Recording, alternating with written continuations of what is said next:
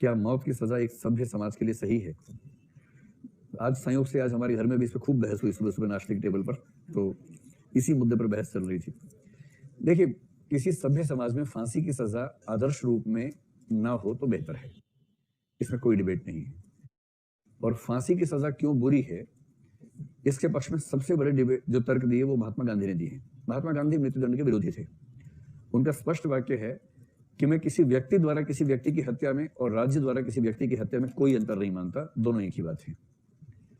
और जो बाकी तर्क थे वो ये था, एक यही तर्क था जो आया ना, कि यदि आपने किसी को फांसी दे दी और बाद में पता लगा कि वो निर्दोष था तो सुधार की संभावना नहीं है।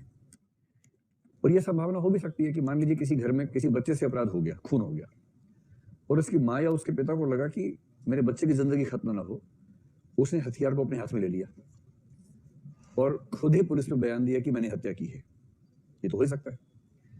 फिर पुलिस में इन्वेस्टिगेशन हो, इन्वेस्टिगेटिंग ऑफिसर जब आए तो वो खुद महिला कहे कि मैंने ही हत्या की है, सारे प्रमाण भी इस तरह से मैनेज कर ले।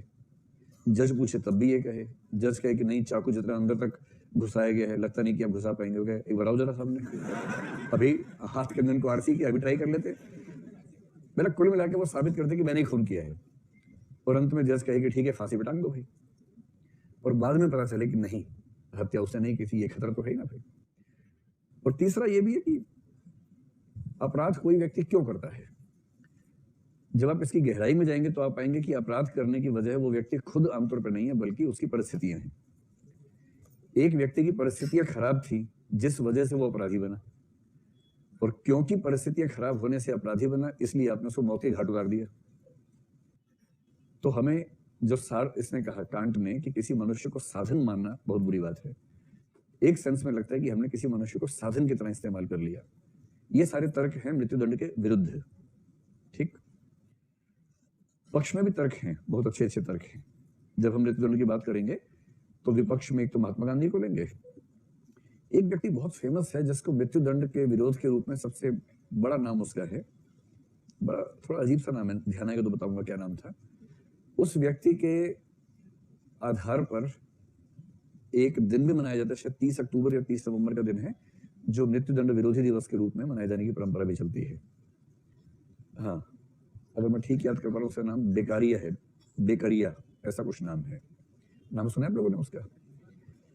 गूगल वाले लोग जरा जल्दी से सर्च करें, बेकरिया, बेकरिया कुछ ऐसा नाम ढूंढ पा रहे हैं? बेकरिया, यूटी बेकार नहीं है, बेकरिया है ना। उस व्यक्ति को मृत्युदंड का सबसे बड़ा विरोधी दुनिया भर में माना गया है, और महात्मा गांधी के आर्गुमेंट्स और उसके आर्गुमेंट्स काफी हद तक मिलते जुलते हैं। मिला भी आप लोगों को? गूगल एक्सपर्ट कौन कौन है? कौन सा, किस दिन? 10 अक्टूबर को। हाँ, किसकी याद में मनाते हैं वो देखो। ओहो, मृत्युदंड विरोधी दिवस 10 अक्टूबर को है भाई। वो जिसकी याद में है ना, मैं उसी का नाम ढूंढ रहा हूँ। उसी व्यक्ति की स्मृति में उसको मनाते हैं।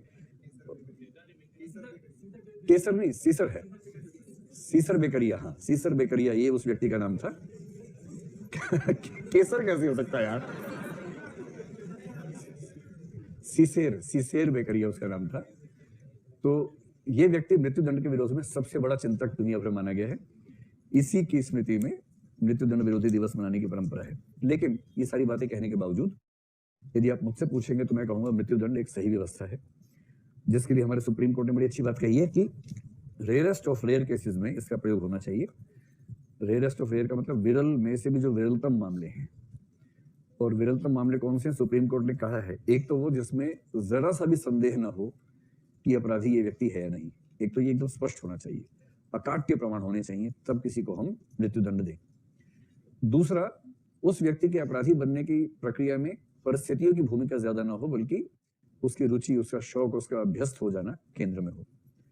तीसरा, अपराध इतना जघन्य हो कि उस अपराध के लिए मृत्युदंड नहीं देना अपने आप में किसी और के लिए बहुत घातक हो सकता हो। इन सब कसौटियों को देखते हुए यदि हम किसी को मृत्युदंड देते हैं तो ठीक है। जैसे इस केस में ये जो 4 या 6 लोग थे, 6 में से एक तो बच गया क्योंकि वो छोटा था। और इन सब की योजना क्या बनी? अदालत में वकील के कहने पर एक वेब सीरीज है डेली क्राइम, अगर आपने देखा हो तो उसमें इसी पे बहुत विस्तार में सारी रिपोर्ट्स वगैरह हैं।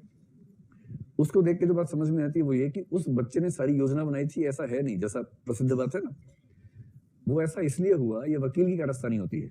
जब पता है कि 6 में से एक छोटा है जिसको फांसी हो नहीं सकती, तो सबने मिलकर क्या योजना बनाई? ये साबित कर दे कि सारी योजना इसी की थी, इसे सजा हो नहीं सकती है और हम सब इस वजह से सजा से बच जाएंगे। तो उसने सारी योजना बनाई, ऐसा शायद सच नहीं है, ये तो एक छवि है जो बना दी गई है ताकि कानून का फायदा उठा सके। अगर वो लड़की बच जाती, मृत्यु ना होती, तो इनको मृत्युदंड बिल्कुल ना होता, क्योंकि जो गैंग रेप है उसकी सजा उस समय तक जो थी वो अधिकतम 10 साल की थी पहले मामले में। लेकिन उस लड़की की मौत होते ही ये मामला हो गया गैंग रेप प्लस मर्डर का हो गया, जिसमें मृत्युदंड हो सकता था। तो फिर जब मामला इतना हाई प्रोफाइल हो जाता है, फिर जुडिशरी भी दबाव में रहती है, तो मृत्युदंड हुआ 4 को, एक ने आत्महत्या कर ली। अब देखो सीधी सी बात है, अगर आप ज्यादा गहराई में जाएंगे तो आपको उन पर दया भी आएगी, गुस्सा भी आएगा, दोनों बातें आएंगी। गहराई में नहीं जाएंगे तो केवल नफरत कर सकते हैं, और जो व्यक्ति केवल नफरत कर रहा है इसका मतलब वो उतनी गहराई में जाने को तैयार नहीं है। नफरत करना आसान ऑप्शन है, हम सब करते हैं, करने भी चाहिए ऐसे लोगों से। और थोड़ा और गहराई में जाएंगे तो आप ये भी समझेंगे कि समाज में किसी खास वर्ग के लोगों में इस तरह की ज्यादा टेंडेंसी अगर दिख रही है तो इसके पीछे सामाजिक आर्थिक परिस्थितियां भी कहीं ना कहीं मौजूद होती हैं। और फिर ये भी लगता है ना कि ऐसे कितने कृत्य होते रहते हैं, उनमें से संयोग से एक केस पकड़ में आ गया, उन 4 को हमने टांग दिया, बाकी तो 1000 घूम ही रहे हैं जो पकड़ में नहीं आए। इन सब बातों को सोच के फिर ये भी लगता है कि हो सकता है आगे चल के वो सुधर जाते, सुधरने का स्कोप इस मामले में हम नहीं मान के चल रहे हैं, क्योंकि इस समय देश की अंतरात्मा पर जो घाव है उस पर मलहम लगाना जरूरी है। उस मलहम के लिए 4 लोगों को टांगना जरूरी है, तो टांगा जा रहा है। तो इससे ये ना समझे कि मैं विरोध में हूं, मैं सिद्धांततः इस फांसी के समर्थन में हूं, पर ऐसी घटनाओं को देखते समय मुझे खराब लगता है। जिस समय किसी फांसी होती है उस समय मुझे थोड़ा सा अजीब सा लगता है, सामान्य बात है। लेकिन हाँ, अगर आप मुझसे पूछेंगे सिद्धांततः मैं इसके समर्थन में हूं या विरोध में, तो ऐसे मामलों में फांसी हो, मैं इसके समर्थन में हूं।